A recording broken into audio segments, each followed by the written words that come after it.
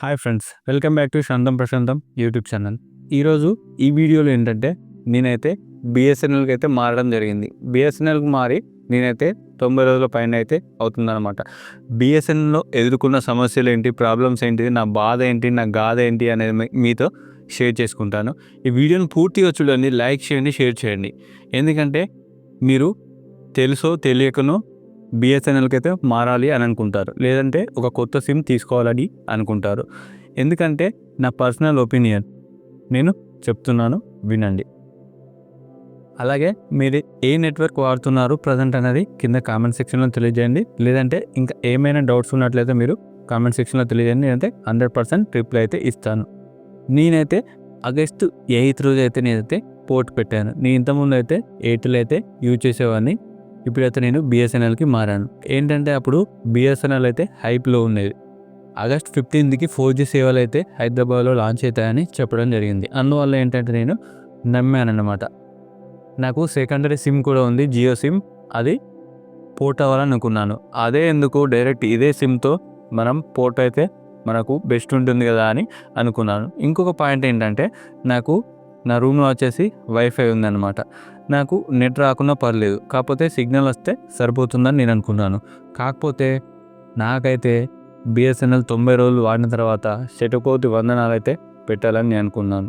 BSNL వాడిన తర్వాత శతకోటి దండాలు అయితే పెట్టాలనిపించింది. ఎందుకంటే ఈరోజు అంటే డిసెంబర్ 1 ఆదివారం నేను బిఎస్ఎన్ఎల్కి పోర్ట్ పెట్టడం జరిగింది. బిఎస్ఎన్ఎల్ పోర్ట్ పెట్టిన తర్వాత యువర్ పోర్ట్ డిలేడ్ అని రావడం జరిగింది.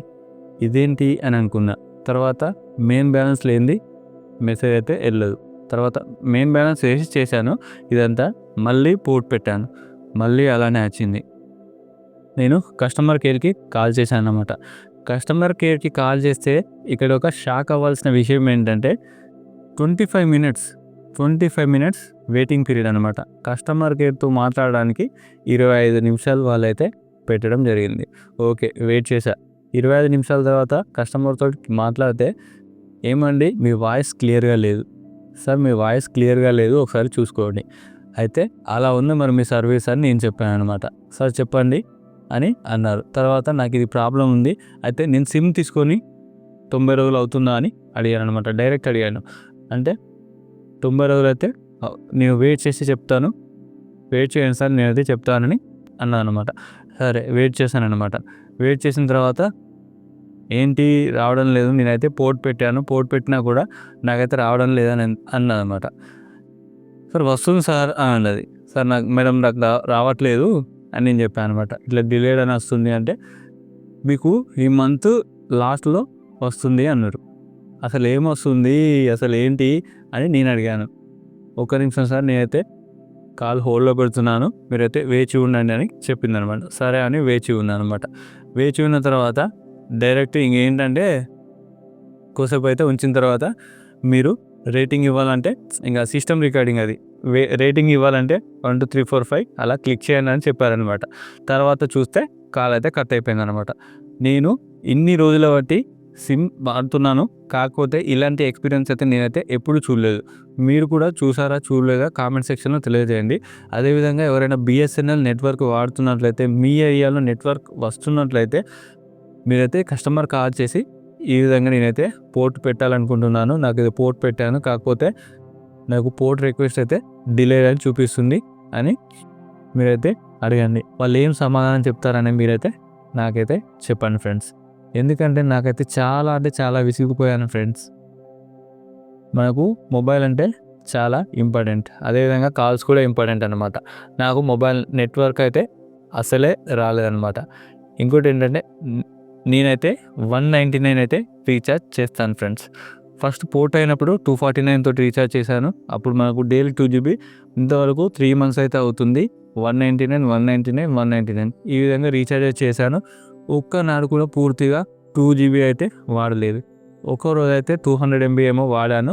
ఇంకా మిగతా మొత్తం నమస్కారం. ఇదన్నమాట. మొత్తానికైతే బిఎస్ఎన్ఎల్ యొక్క సర్వీసు నాకైతే మొత్తం గుండు సున్నా జీరోగా అయితే అనిపించింది అనమాట. అసలు సిగ్నల్ లేదు, వాళ్ళ కస్టమర్ రెస్పాన్స్ లేదు, అసలు ఏం లేదు. నేనైతే ఎందుకు మారనురా బాబు అని అనిపిస్తుంది నాకైతే. అందువల్ల ఏంటంటే మీరు కూడా ఇటువంటి తప్పైతే చేయొద్దు. నేనైతే చెప్తున్నాను, ఎందుకంటే నేను ఎక్స్పీరియన్స్తో చెప్తున్నాను అనమాట. నేనైతే పోర్ట్ రిక్వెస్ట్ అయితే పెట్టాను, అది కాలేదు. మళ్ళీ అయితే నేను 2 days తర్వాత మళ్ళీ అయితే ప్రయత్నిస్తాను. ఇప్పుడు పోర్ట్ రిక్వెస్ట్ తీసుకోపోతే ఎందుకు అది ఇంకా అసలు పోర్ట్ సర్వీస్ లేదా, ఎందుకు లేదు ఏంటి? అసలు హైదరాబాద్లో ఉంటున్నా, ఇక్కడ సికింద్రాబాద్లో ఉంటున్నా, అసలు నాకే సిగ్నల్ అసలు లేదు. అసలు పల్లెటూళ్ళల్లో అసలు పరిస్థితి జై శ్రీరామే ఇక అంతా. నాకైతే చిరాకు ఎత్తిపోయింది. ఎవరైనా మనకు కాల్ చేస్తే మనకు వాళ్ళు సడన్గా కట్ చేస్తేనే ఎలా అనిపిస్తుంది. మనం ఇంత స్ట్రగుల్ అవ్వకుండా కస్టమర్ సర్వీస్ కాల్ చేస్తే 25 minutes వెయిటింగ్ పీరియడ్లో పెట్టి మనకు ఎటువంటి ఆన్సర్ ఇవ్వకుండా కాల్ కట్ చేస్తే వాళ్ళకైతే ఇంకా దండమే. ఇంకా నాకైతే ఫుల్ ఫ్రస్ట్రేషన్ ఫ్రెండ్స్. నాకైతే పిక్చర్ వేస్తుంది. ఎందుకంటే ఫ్రెండ్స్ కాల్ చేస్తారు, అసలు వినబడదు. ఏమైనా జాబ్ చేసే వాళ్ళు ఉంటే సార్ వాళ్ళు కాల్ చేస్తారు, వాళ్ళ వినబడదు. నువ్వు ఎందుకు పెట్టుకున్నావా ఫోన్ అంటారు. చాలా విసుగు చెందుతారనమాట. మీరు బిఎస్ఎన్ఎల్ మారలేదంటే మీరైతే ధన్యులు అన్నమాట. మీరు సరి అయిన ఆన్సర్ అయితే మీరు తీసుకున్నారన్నమాట, సరి అయిన నిర్ణయం తీసుకున్నారు. బిఎస్ఎన్ఎల్కి మారితే ఏదో ఉంటుంది అనుకున్నా కానీ ఏదో అయిందనమాట. తానొకటి తెలిస్తే దైవం ఒకటి తెలిసింది అంటారు కదా, అదే అయింది నా పరిస్థితి. నేనైతే రీఛార్జ్ చేస్తున్నా, అసలు నాకు దాని వాల్యూ కూడా లేదు ఫ్రెండ్స్. అసలు కావైతే అటువంటి ఎక్స్పీరియన్స్ ఎప్పుడు చేసి ఉన్నారు కూడా మీరు. కాల్స్తూనే లేదు అసలు అడవిలో ఉన్నా కూడా కొంచెం వినబడుతుంది వేరే నెట్వర్క్లో, కానీ అసలు నేను ఇంత సిటీలో హైదరాబాద్లో ఉంటున్నా అసలు క్లారిటీగా లేదు కాల్ అయితే. అసలు కాలే కలవడం లేదు, ఒక్కొక్కసారి అయితే మొత్తం సిగ్నలే ఉండట్లేదు.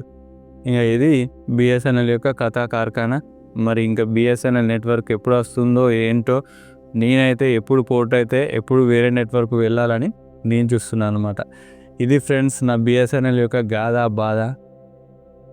మీరు కూడా దయచేసి 80% ఇప్పుడైతే మారద్దు. మారాలని అనుకుంటే 2026 అప్పుడైతే మీరు చూసి అప్పుడు కూడా బాగుంటేనే మారండి, లేకపోతే బిఎస్ఎన్ఎల్కి అయితే శతకోటి వందనాలు. ఇట్లు మీ ప్రశాంతం. బాయ్. हे प्रभु